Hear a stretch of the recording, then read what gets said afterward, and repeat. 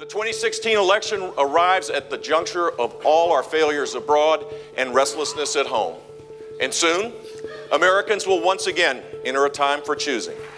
After 7 years of historic cuts to our military, a foreign policy based on leading from behind, the emboldening of our enemies, and the isolation of our allies, we need a president who fixes America's standing abroad. I can fix it. This election is not about a set of personalities or which candidate can interrupt the loudest. It's about a set of principles. Jeb Bush is in the Granite State, a 3-day bus tour. Jeb Bush, who's barnstorming the state, holding 5 separate events, continuing on his Jeb Can Fix It tour. Stop after stop on his campaign trail in New Hampshire, Jeb Bush lists the issues he wants to fix. So look, I'm just going to work hard. I feel really confident that I'm going to get the nomination, and I know I can beat Hillary Clinton. We'll call every single person in that room. I want to optimistically think I can get everybody's vote. I think I do pretty good when I'm out with real people, interacting with them. Have fun doing it. Right there. She was excited to see you. We just happened to see your bus and jumped out. I'll have to stand on my toes because I'm only 5. One more question or no? Yeah, what the hell? Okay. Heck, I mean. No, it's fantastic. No, look, I learned a lot. My motto is listen, learn, lead. You record him all the time? Not all the time. They actually share a hotel room. Chance to be able to say what you think. And I'm going to take advantage of that. And it starts with events like what you saw today, right, in Tampa, this rally in which the crowd was incredibly fired up. It had the feel almost of an announcement speech, right? You had all the signage, you had a crowd that was clearly ready to rally behind Jeb Bush. They were looking for a fighter, and frankly, they found one. I've gotten a lot of advice lately myself. More than enough, thank you. People are giving me advice. They must care about me. They must want me to win. If Lincoln were alive today, imagine the foolishness he would have to suffer. Think about it. Advisors telling him to shave his beard. And Tim, when I want to wear my olive suit, I'm going to wear that too. I don't care if it's spring, winter, fall, or... Cable pundits telling him to lose the top hat. It's good on you. Live free or die. Opposition researchers calling him a 5-time loser before he was 50. But there's some things I'm going to keep that stinking tie. I'm going to wear it whenever I want. I like the tie.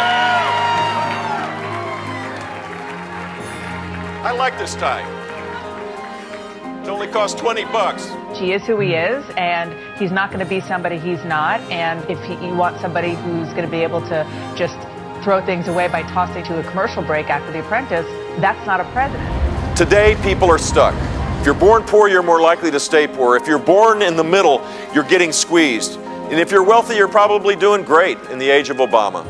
Hillary Clinton wants to double down on Obama economics. The third term means 2% growth. It means declining income for the middle class. It means more people stuck in poverty. Bush is in New Hampshire today, taking part in what the Associated Press has called Jeb Bush's campaign revival tour, traveling in a tour bus with the slogan, Jeb Can Fix It, plastered on its side. He was so fired up at these events. I feel like getting on top of the tank and leading a charge somewhere. Where's General Patton? And he vowed that he will be the candidate who is going to win New Hampshire.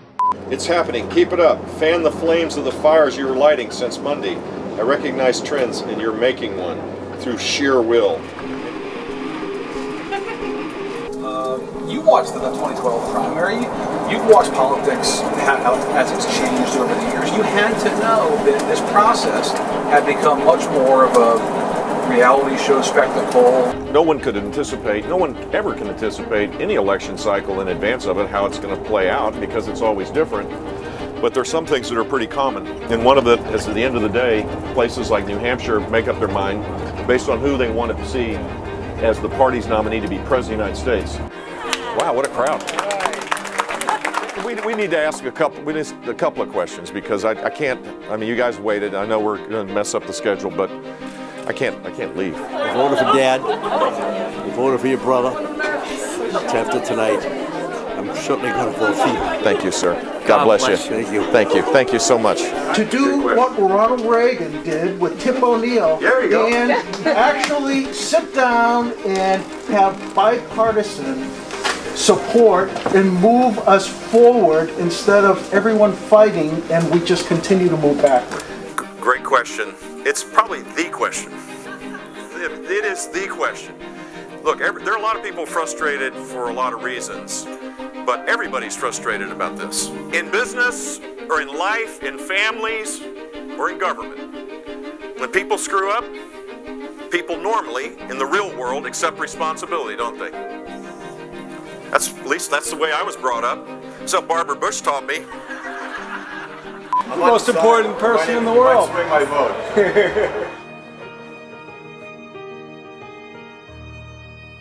Everyone counts, right? He's right, baby.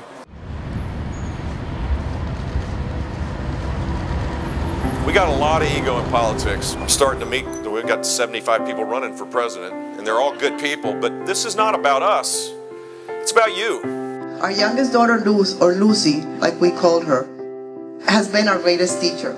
She has significant developmental disabilities. When I met Jeb for the first time, I challenged him to get to understand our lives, our struggles, our fears, and our needs.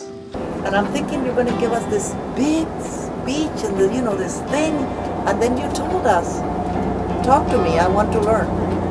That's what you said. And I'm like, really? Hey, how you doing? How are you today? Good. Nice to meet you. What's going on? Et cetera, involved in politics, but you're not necessarily an insider like the ones that they seem to go after. You're not one of them. Yeah, so very good. You got extra time to be a political advisor, because you're absolutely right. And I think he's been really animated about it, and just in this reset period. And you really see the part of Jeb Bush that's that he feels very strongly about these things in a way that's connected to true public service, which I think is having I think can have an impact. And I'm going to win. I just feel it. You are going to win. I am. I don't. You told me that 6 times, and I totally agree each time. Yeah. People ask me, "Oh, is it going tough? Is it really hard?" Don't show this. You're violating the paleo diet. Heck no, it's not going tough, and heck no, it's not going hard. This is an incredible honor. We have an economic policy that tells us to get in line. A president who is talented beyond belief, but only uses those talents to separate us up in our disparate parts. The next president does not need to be a divider-in-chief. The next president needs to be a commander-in-chief.